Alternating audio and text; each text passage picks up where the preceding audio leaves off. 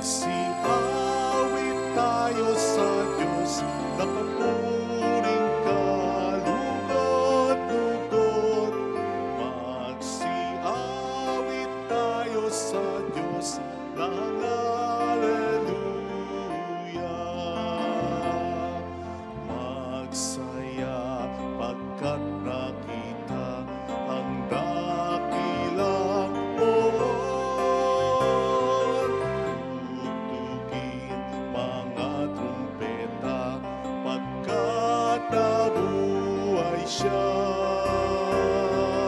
Magsiawit tayo sa Diyos na papuring kalugod-lugod. Magsiawit tayo sa Diyos ng haleluya.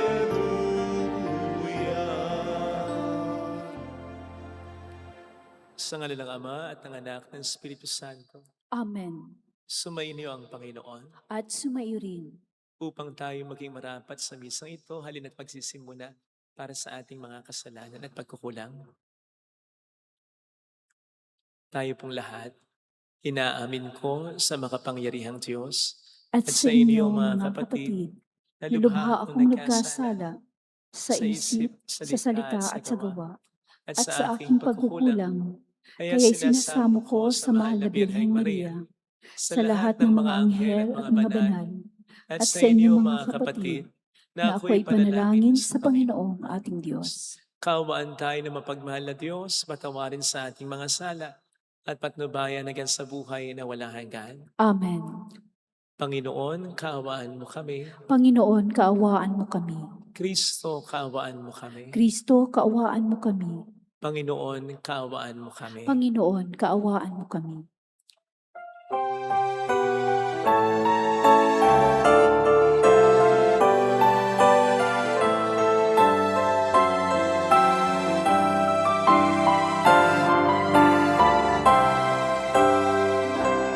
Buwalhati sa Diyos sa kaitaasan, kaloob sa lupa ay kapayapaan. Pinupuri ka, ipinagdarangal, sinasamba ka namin sa dakilang kalwalhatian. Panginoon naming Diyos, Hari ng langit, Amang makapangyarihan, Panginoong Jesucristo, buktong na anak ng Diyos, Kordero ng Ama. Ikaw na nag-aalis sa mga kasalanan ng sanlibutan.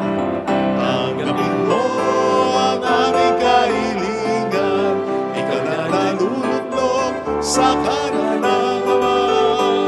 Maawa ka sa amin, ikaw lamang ang banal, Panginoong Jesucristo, kasama ng Espiritu, sa luwalhati ng Ama.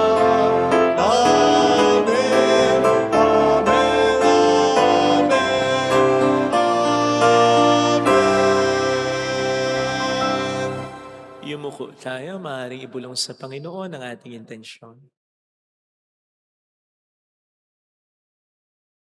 Dasal natin ng mga OFW, ang mga tumutulong sa atin, ang mga may sakit at ang mga may pinagdaraanan. Manalangin tayo. Ama naming makapangyarihan, kami pinaliligaya mo taon-taon sa pagdiriwang sa Pasko ng pagkabuhay ng Panginoon naming mahal. Pagkaloob mo ang pagdiriwang namin dito sa lupang ibabaw, ay magpaging dapat na kami sumapit sa ligayang pangmagpakilanman sa pamamagitan ni Jesucristo, kasama ang Espiritu Santo magpa sa walang hanggan. Amen.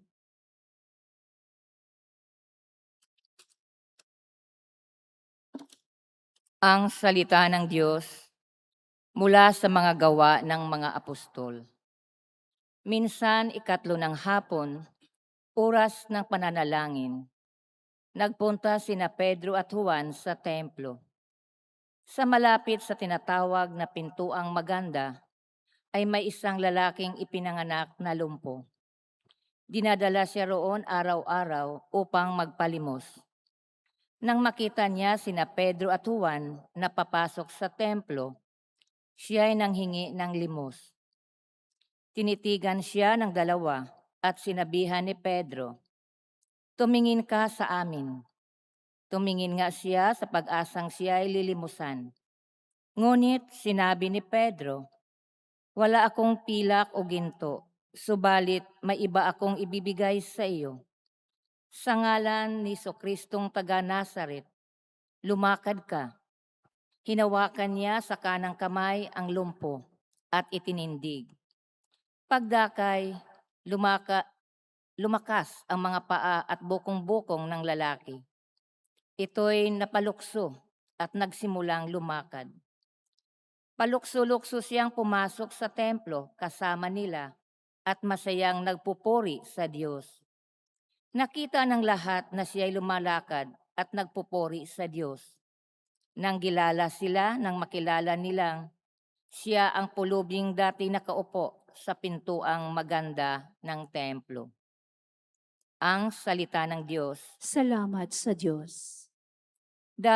Diyos ay dapat parangalan ng banal niyang sambayanan. Diyos ay dapat parangalan ng banal niyang sambayanan. Dapat na ang Diyos itong Panginoon ay pasalamatan. Ang kanyang ginawa sa lahat ng bansa ay dapat ipaalam. Siya ay purihin, suobin ng awit, ating papurihan. Ang kahanga-hangang mga gawa niya ay dapat na isaysay. Diyos ay dapat parangalan ng banal niyang sambayanan. Tayo ay magalak, yamang lahat tayo ay tunay na Kanya.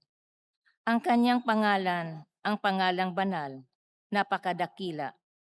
Lahat ng may nais maglingkod sa poon, dapat na magsaya. Siya ay hanapin at ang Kanyang lakas ay siyang asahan. Siya ay hanapin upang mamalagi sa Kanyang harapan. Diyos ay dapat parangalan ng banal niyang sambayanan. Ito'y nasaksihan ng mga alipit anak ni Abraham. Gayon din ang lahat ng anak ni Jacob na kanyang hinirang. Ang Panginoong Diyos ay ang Panginoon. Siya ang ating Diyos. Sa kanyang paghatol ay ang nasaklaw buong sansinukob. Diyos ay dapat parangalan ng banal niyang sambayanan. Ang tipang pangako'y laging nasa isip niya kailanman. Ang mga pangakong kanyang binitiwan sa lahat ng angkan. Ang tipa ng Diyos ay unang ginawa niya kay Abraham at may pangako ring ginawa kay Isaac na lingkod na mahal. Diyos ay dapat parangalan ng banal niyang sambayanan.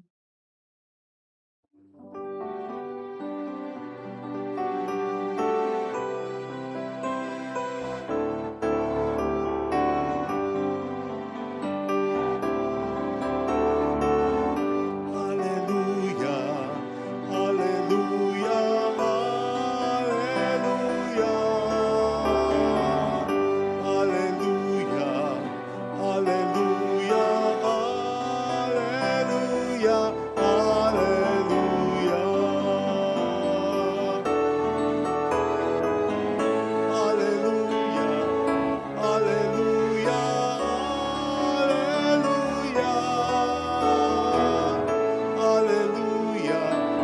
Hallelujah, hallelujah, hallelujah.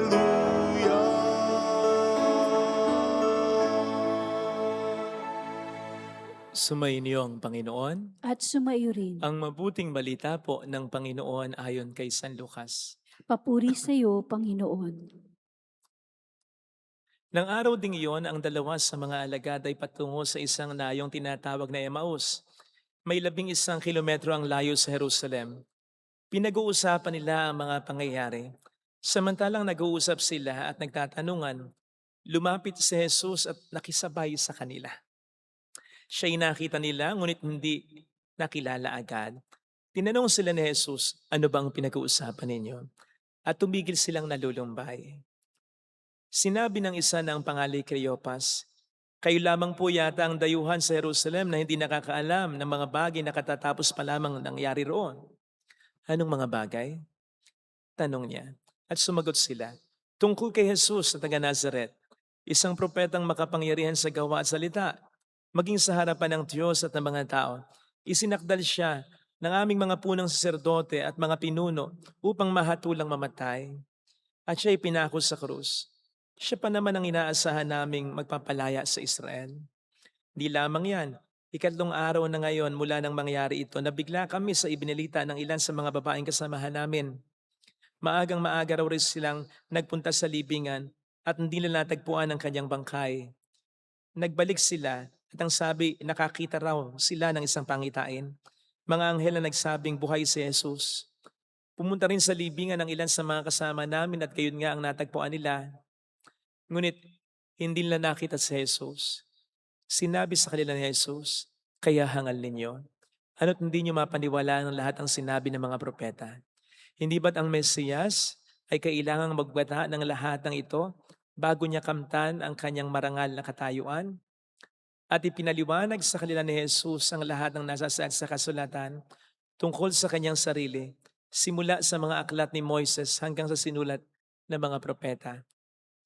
Malapit na sila sa nayong kanilang patutunguhan at si Jesus ay waring magpapatuloy pa ng lakad. Ngunit siya'y pinagkapigil-pigil nila. Tumuloy na po kayo rito sa amin, anila, sapagkat palubog na ang araw at dumidilim na. Kahit sumama nga siya sa kanila. Nang siya'y kasalo na nila sa hapag, dumampot siya ng tinapay at nagpasalamat sa Diyos. Saka pinaghati-hati at binigay sa kanila. Nabuksan ang kanilang paningin at nakilala nila si Jesus. Subalit ito'y biglang nawala at nawi ka nila.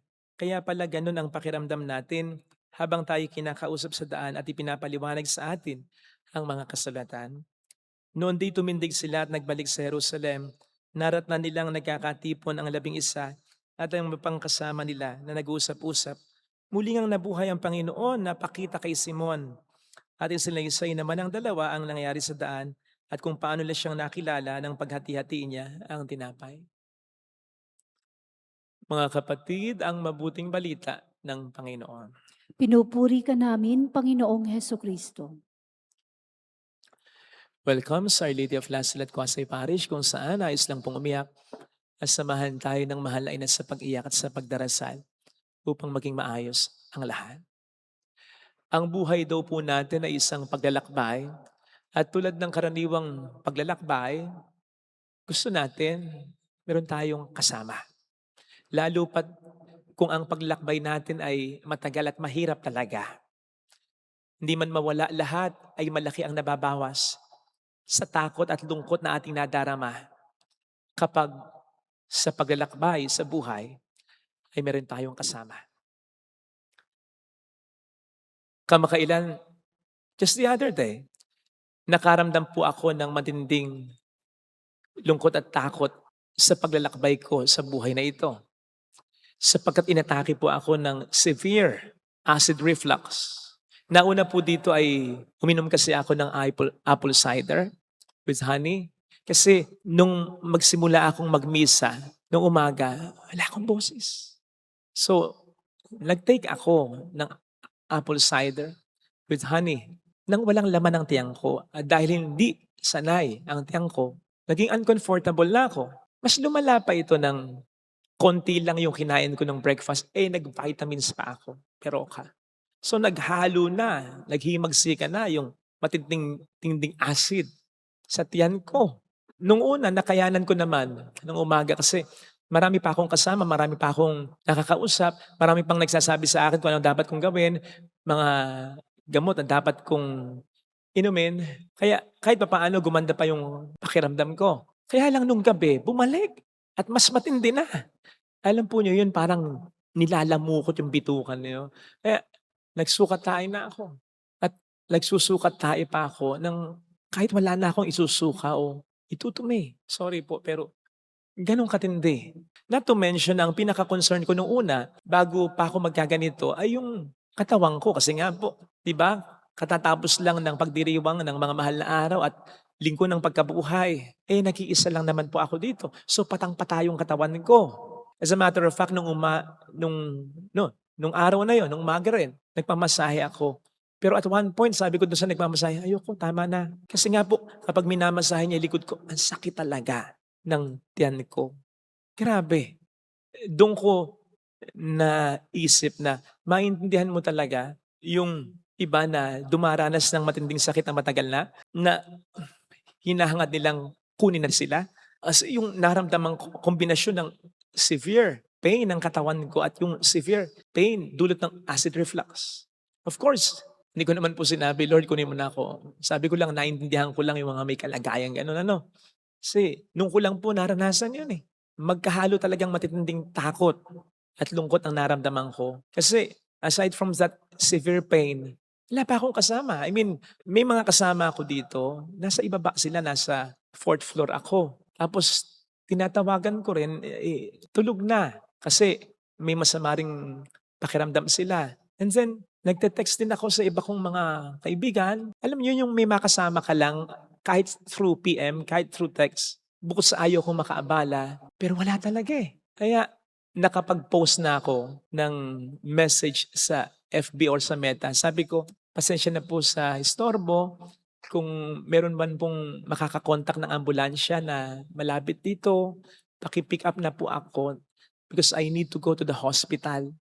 Actually, nakailang erase na rin ako bago ko i-post yun. Kaya lang, hindi ko na talaga kaya kahit na ayaw ko makaabala, nag-post na ako ng ganon. Salamat po sa mga nag-respond. Pero pasensya na dahil hindi ko na nahintay dahil masakit na talaga. Nag-tricycle na lang kami nung kasama ko si Ate Cynthia. Papunta ng ospital. At alam po ninyo, habang ako'y nasa loob ng tricycle, naiyak talaga ako. Naiyak ako kasi bigla ko naisip, ang hirap pala talaga ng maging pare. Pero sandali lang yon. Honestly, sandali lang yon. Kasi bigla kong na-realize yung concern no kasama ko si Ate Cynthia. Sumabit siya sa tricycle kasi nga, maliit lang yung tricycle. Nasa likod siya. May sakit din siya. And then yung tricycle driver, kasi paspas yung ano niya. Pag-drive niya ng tricycle eh. Yung paspas talaga kasi nakita niya in pain ako. Yung concern na madala ko agad sa ospital. Alam, hinaharurot niya, hindi ko naman siya babayaran ng sobra kahit mahal ang gasolina. Joke lang. Kasi ang totoo po, kami talaga yung walang pambayad. Nagmamadali kami. Kaya pala kaming nakahandang pamasahe. But then, yung driver sabi, hindi, wag na po. Sabi ni Ate Cynthia sa kanya, balikan mo lang kami. Mamaya, pag nag-umaga, magbabayad kami sa'yo. Hindi na po. Okay na po yun. Ewan ko, pero yung iniisip ko na mahal ang gasolina, kaya nga siya nagmamasada kahit 10 oras ng gabi na gusto niyang kumita. Pero yung gesture na, okay na po yun, ayos na po yun, iba dating nun sa akin. Kaya kung sino ka man kapatid, maraming salamat sa'yo. Pinagaan mo talaga yung pakiramdam ko. And then, nagpuntahan na nga po yung mga kaibigan ko mula pa sa iba't ibang mga lugar na all the while may ginagawa na palang paraan. So, hindi ko lang nakikita yung mga messages, pati yung mga mahal ko sa buhay. So, it suddenly dawned on me, hindi ka nag-iisa. Sinasamahan kita. Parang sinasabi sa akin ng Diyos. Meron akong ginagawa. Hindi kita iniiwan. Tapos, not to mention yung nagbalik yung boses ko. Pwedeng hindi magbalik dahil wala akong tulog. Wala akong tulog. Magdamag akong in pain. Pero nagbalik. Ito na yung boses ko. So, yun. Kasama ko ang Panginoon. May ginagawa ang Panginoon. I-share ko po ito sapagkat ito yung nakikita kong pakiramdam nung dalawang alagad papuntang Emmaus sa ating narinig na mabuting balita. Yung akala nila na hindi nila kasama si Jesus sa napakahirap at napakalungkot na yugto ng kanilang buhay. Siya pa naman ang inaasahan namin, sabi niya patungkol kay Jesus. Yung disappointment, yung discouragement, unfulfilled expectation. Lungkot na lungkot sila eh. Pero all the while, Jesus journeyed with them. Alam po ninyo, mas matindi pa dito, palayo sila kay Jesus eh. They were walking away from Jesus. But then Jesus walked with them. Hindi sila papalapit kay Jesus, papalayo sila. At intentional ha. Kasi nawalan sila ng pag-asa, parang nawawalan ng pananampalataya. Hindi sinabi ni Jesus, ay bahala nga kayo sa buhay niyo. Sinabi ko namang mabubuhay ako. At may mga ebidensya na ayaw niyong maniwala. Ako pa bang mag-a-adjust sa inyo? Ako pa bang hahabol sa inyo? Ako pa bang mag-ahanap sa inyo? But Jesus journeyed with them. So ang pinapakita nito sa atin, kahit napatala tayo nalalayo sa Diyos, dala ng ating pagtatampo, kawalan ng pag-asa, o kakulangan, o kawalan ng pananampalataya, lalong iniintindi pala tayo ng Diyos at sinasamahan pa rin niya tayo. Hindi niya tayo natitiis at hindi niya tayo titiisin. Lalong-lalo na sa mga matinding problema pinagdaraanan natin, iniintindi niya tayo. You see, kahit alam niya ang sagot sa tanong niya, nagtatanong pa rin siya kasi iniintindi niya yung nararamdaman ng mga alagad niya. Also, ang mahalaga, katulad ng 2 alagad na ito, sana maging bukas pa rin tayo sa Diyos. Entertainin pa rin natin siya. In-entertain nila si Kristo kahit malungkot sila, kahit ipupuntahan sila, kahit nagmamadali sila. Diba? At yun ang naging daan para mabuksan ang kanilang mga mata. Para makita nila na hindi pala talaga sila iniwan ni Jesus. Kasama pala sila. Ito yung sinasabi ko, na kahit tayo dumaan sa matinding mga problema sa buhay, hanggat maaari, magdasal pa rin tayo. Magsimba pa rin tayo. Sapagkat sa Eucharistia, sa salita ng Diyos, mabubuksan ng ating mga mata. Marirealize natin, all the while, ang Diyos ay nandiyan talaga. Sapagkat kung hindi, wag naman sana. Pero sabi kasi ay, the greatest tragedy in life is not that God is absent, but that we did not recognize that He was walking with us all along. Ang trahedya sa buhay ay yung hindi daw wala ang Diyos. Kasi hindi naman pwedeng mawala ang Diyos eh. Ang trahedya sa buhay ay yung isipin nating wala ang Diyos. Kahit nandiyan ang Diyos.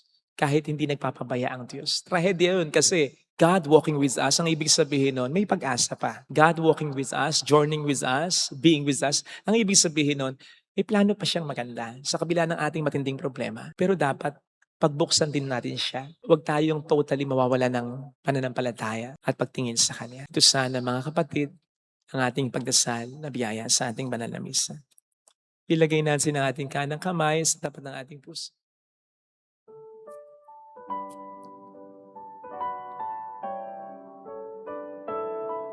Awitin natin.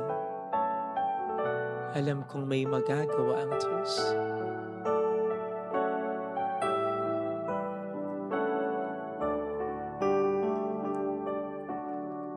Alam kong may magagawa ang Diyos. Alam kong may magagawa ang Diyos. Alam kong may magagawa Walang imposible sa Kanya. ang Diyos. Kung ako'y magtatapat, Kung ako'y magtatapat sa Kanya'y maglilingkod. sa Kanya'y maglilingkod, Alam kong may magagawa ang Diyos. may magagawa ang Diyos. Alam kong di ringgin ng Diyos ang samo ko, Alam kong di sapagkat anak niya ako. ng Diyos ang samo ko. Alam kong di ringgin ng Diyos ang samo ko, Alam kong di ringgin ng Diyos sapagkat alam ang niya ang hirap na rin ako. Kung ako'y magtatapat, Kung ako'y magtatapat sa Kanya'y maglilingkod. sa Kanya'y maglilingkod, Alam kong di ringgin ng Diyos ang samo ko. di ringgin ng Pumikit Diyos tayo. ang samo ko. Panginoon, maraming salamat sapagkat binibigyan mo kami ng katotohanan ngayon na kahit anong mangyari, kahit lumayo pa kami sa iyo dahil sa tindi ng mga problema, lalapit at lalapit ka pa rin. Gagawa at gagawa ka pa rin ng paraan to enlighten us and of course to help us. Tulungan mo po kami na sa mga pagkakataong ganito ay huwag kaming tuluyang malayo sa iyo. Katulad ng 2 alagad sa Ebanghelyo, sundan mo po kami ha. Sana po ay intindihin mo rin po kami at tulungan mo po kami na huwag totally mawalan ng pananampalataya sa iyo. Sapagkat yun ang pinakamalaking trahedya na po pwedeng mangyari sa buhay namin sa mundong ito. Hallelujah! Yung isipin namin wala ka. Kasi kailanman hindi ka mawawala. Yung isipin namin hindi mo kami mahal. Kasi imposibleng mawala ang iyong pagmamahal. Yung isipin namin wala nang mangyayaring maganda. Kasi imposibleng wala kung ikaw ay amin ang kasama. Hallelujah! Purihin ang Diyos. Hallelujah! Sa takdang panahon, babalik ang Panginoon upang tayo ay kunin tapat siya sa kanyang mga pangako sa atin. Sabihin mo sa sarili mo, may magandang mangyayari sa inaasahan. Sapagkat mahal ka ng Diyos makakalaman. Lalong-lalo na sa mga mahirap na yugto ng buhay mo. Mas lalong-lalo ng Diyos kasi mas lalo mo siyang kailangan. Kaya magkasala ang Panginoon ng galit mo, ng lalakit mo. Magsimba ka pa rin, magdasal ka pa rin, kumapit ka pa rin. Kung lalapit kay Jesus, Lalapit kay Jesus. papuri sa Ama, sa Anak, sa Espiritu Santo. Kapara ng sa unang-una, ngayon, magpakailanman at magpasawalang hanggan. Amen.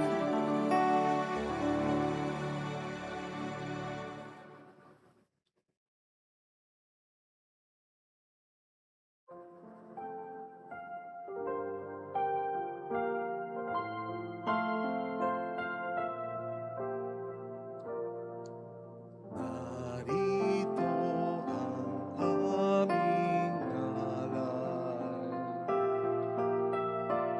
ang alak at tinapay, sagisag at bunga ng aming pagpapagal, handog ng bayan mong mahal.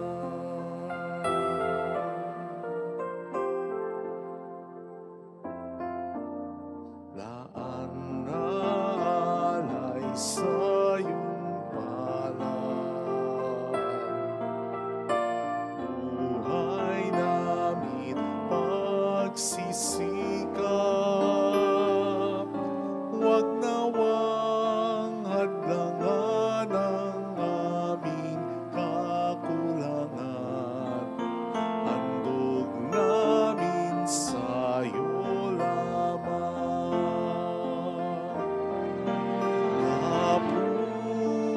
Kapuri-puri ka po, naming mahal, O Diyos ng langit at sa kalupaan, basbasan at lingapin buhay naming lahat. Dingin namin ang pakinggan.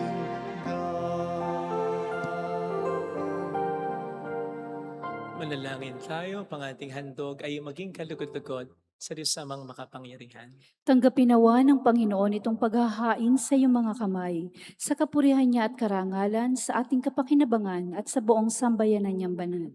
Ama naming lumikha, tanggapin mo ang paghahaing sumasagip sa sanlibutan at kasiyahan mong papakinabangin ang buo naming katauhan sa iyong pagligtas sa pamamagitan ni Jesucristo, kasama ng Espiritu Santo magpa sa walang hanggan. Amen. Sumainyo ang Panginoon. At sumayo rin, Itaas sa Diyos ang inyong puso at diwa. itinaas na namin sa Panginoon. Pasalamatan ng Panginoong ating Diyos. Marapat na siya ay pasalamatan. Ama naming makapangyarihan, tunay ngang marapat na ikaw ay pasalamatan, lalo ngayong pinagdiriwang ang paghahain ng Mesiyas, ang maamong tupan na tumubos sa aming lahat.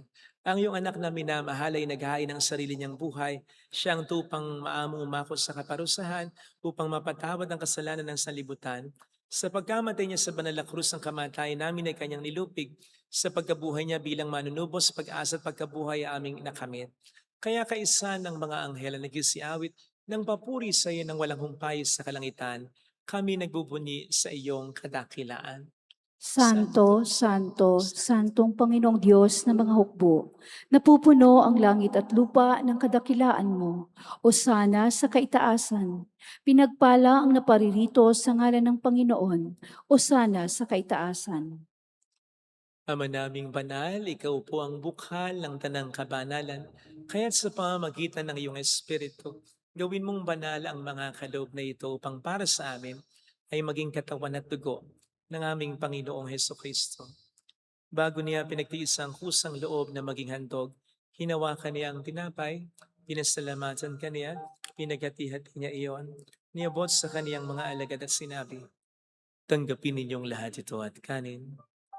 Ito ang aking katawan na iahad para sa inyo.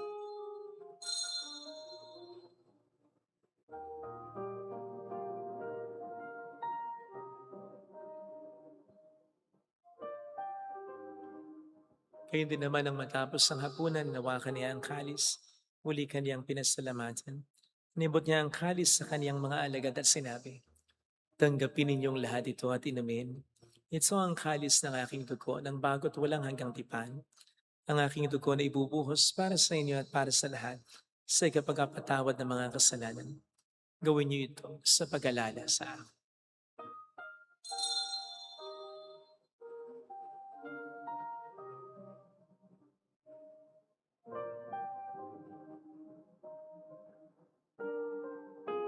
Ipagbunyi natin ang misteryo ng ating pananampalataya. Si Kristo'y namatay, si Kristo'y nabuhay, si Kristo'y babalik sa wakas ng panahon. Ama, ginagawa namin ngayon ang pag-alaala sa pagkamatay at muling pagkabuhay ng iyong anak. Kaya iniali namin sa iyo ang tinapay ng buhay at ang kalis ng kaligtasan. Kami nagpapasalamat dahil kami iyong minarapat na tumayo sa harap mo para maglingkod sa iyo. Sinasamo namin kami na magsasalo sa katawan at dugo ni Kristo ay mabuklod sa pagkakaisa sa pamamagitan ng Espiritu Santo. Malingapin mo ang iyong simbahang laganap sa buong daigdig. Puspusin mo kami sa pag-ibig. Kaysa nilayo na aming papanitanis na aming obispo at ng tanang kaparian, alalahanin mo ang mga kapatid naming nahimlay nang may pag-asang sila'y muling mabubuhay, lalo ng aming mga ipagdarasal.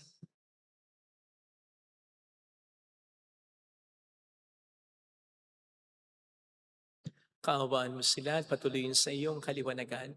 Kaawaan mo at paging tapat mo kaming lahat na makasalo sa iyong buhay na walang wakas. Kaysa ang mahal na Birhen ng Lazaret, ang ina ng Diyos, isanusay ang kabiyak ng kanyang puso, lahat ng mga banal na namuhay dito sa daigdig ng kalugod-lugod sa iyo. May pagdiwang naman namin na pagpupuri sa ikararangal mo sa pamamagitan ng iyong anak na aming Panginoong Heso Kristo. Sa pamagitan ni Kristo, kasama niya at sa Kanya, ang lahat ng parangal papuri ay sa iyo, Diyos amang makapangyarihan, kasamang Espiritu Santo, magpasawalang hanggan. Amen.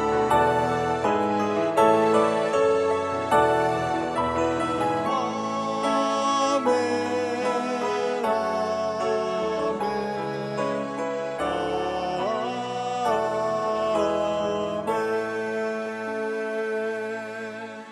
Tumawag tayo sa ating Ama.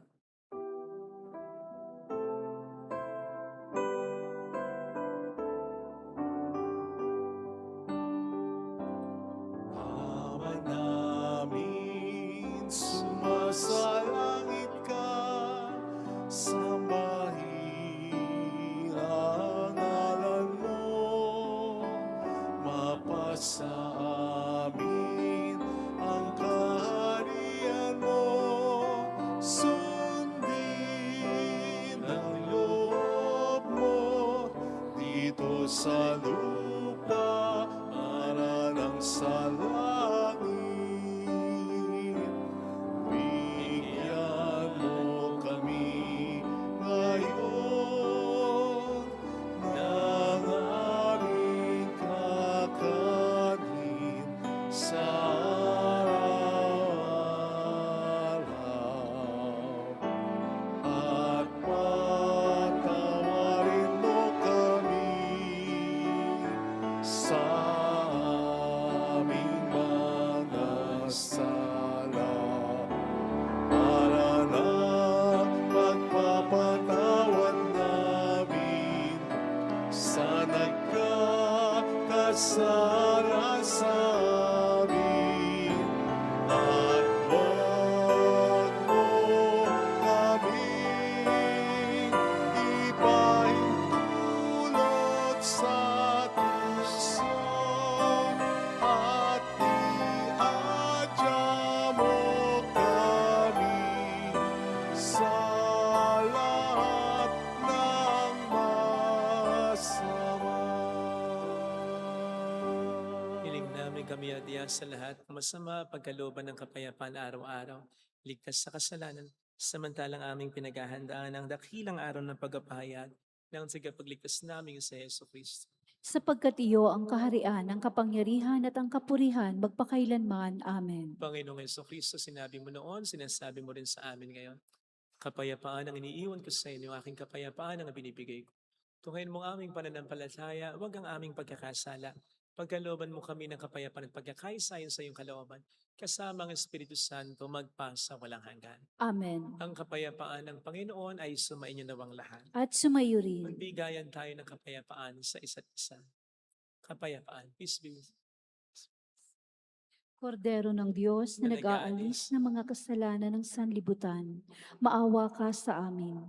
Kordero ng Diyos na nag-aalis ng mga kasalanan ng sanlibutan, maawa ka sa amin.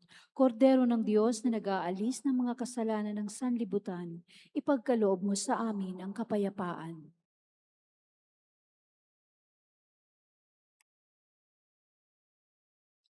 Narito sa harap natin ng Panginoon ang ating buhay at kaligtasan. Mapalad tayong inaanayahan. Panginoon, hindi ako karapat-dapat na magpatuloy sa iyo, ngunit sa isang salita mo lamang ay gagaling na ako.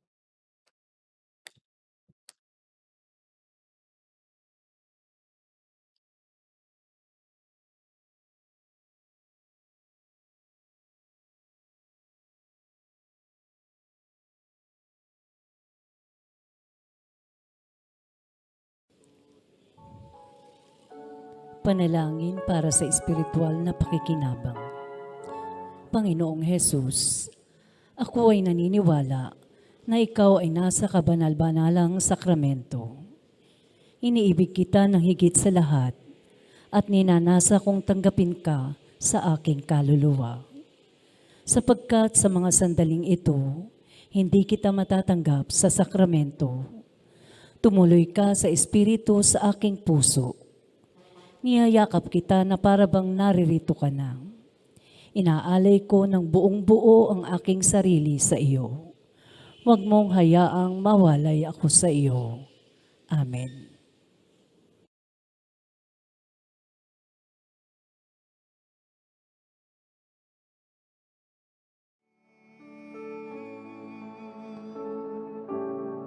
Siniyasa mo ako at alam ang aking puso. Walang maililihim sa'yo sa aking gawa. Di ko pa nabanggit, iyon na itong batid. Sa'yo anumang isip ko'y dilingin. Alam kong nasa tabi kita, Panginoon ko, sa lahat ng oras. Kamay mo ang siyang nag-iingat sa akin, di kumabot, karunungan mong angkin.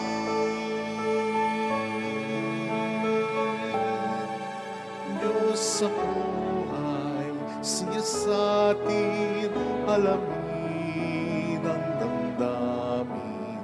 Ako'y iyong subukin upang puso'y malat. Kung ito'y hindi tapat, malalaman mong ganap. Ihatid ako,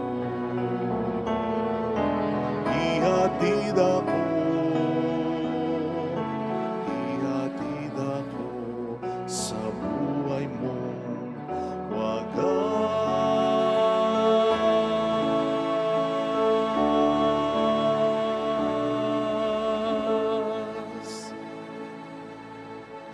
Manalangin tayo. Ama naming mapagmahal, kaming iyong pinapakinabang sa ikapagpapatawad ng mga kasalanan, ay gawin mong mga bagong nilalang pakundangan sa pagtanggap namin sa sakramentong banal. ng iyong anak na tagapamagitan, kasama ng Espiritu Santo magpasa walang hanggan. Amen. Holy God, Holy Mighty One, Holy Immortal One. Have mercy on us and on the whole world. Holy God, Holy Mighty One, Holy Immortal One. Have mercy on us and on the whole world. Holy God, Holy Mighty One, Holy Immortal One. Have mercy on us and on the whole world. Jesus, King of Mercy, We trust in you. alalahanin, Alalahanin, o mahal na Birhen ng Lasalet, ina ng pag-asa, ikaw ang nagpaalala sa aming magbalik loob sa Ama. Ito ang nagpapatunay na ang kagandahang loob mo'y nanatiling busilak. Sa pag-aaruga mo sa amin, tungkulin mo'y tinupad. Sa paanan ni Kristo'y itinuring mo kaming mga tunay mong anak, kaya ninais mong ni Isay huwag mapahamak. Maging sa iyong walang tigil na pananalangin pati luhay pumatak. Huwag nawang mawala ng saysay ang iyong paghihirap. Hiling nawa namin sa iyo o aming inang liyag, na matapos ang pakikibaka namin sa mundong ito, at sa pananatili naming tapat kay Kristo, sa kapurihan mo'y makibahagi kaming ganap, upang kung nasaan ka ngayon ay maparoon din kaming lahat, at ang kaganapan ng kalwalhatian ng Diyos na may tuluyang matupad siya nawa. mahal na Birhen ng Lasalet, tagapagkasundo ng mga makasalanan. Ipanalangin mong walang patid kami mga dumudulog sa iyo. Maraming pong salamat sa inyong pakikisa sa mga tulong na binibigay ninyo. Naging dayanan para makatulong din po tayo sa iba. Thank you po. Sumayin niyo ang Panginoon. At sumairi. Pagpalain kayo kasama ang ating pamilya na mapagmahal na Diyos, ng Ama at ng Anak, ng Espiritu Santo. Amen. Bumayo tayo sa kapayapaan ni Kristong muling nabuhay. Alleluia, alleluia. Salamat sa Diyos. Alleluia, alleluia. Thank you po.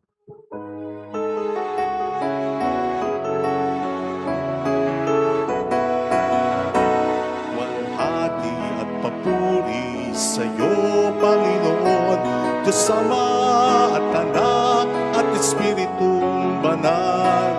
Umayo tayong taglay ang kapayapaan, sa buhay ang diwa ng ating pinagsaluhan. Walhati at papuri sa iyo, Panginoon, Diyos Ama at Anak at Espiritong Banal. Umayo tayong taglay ang kapayapaan, sa buhay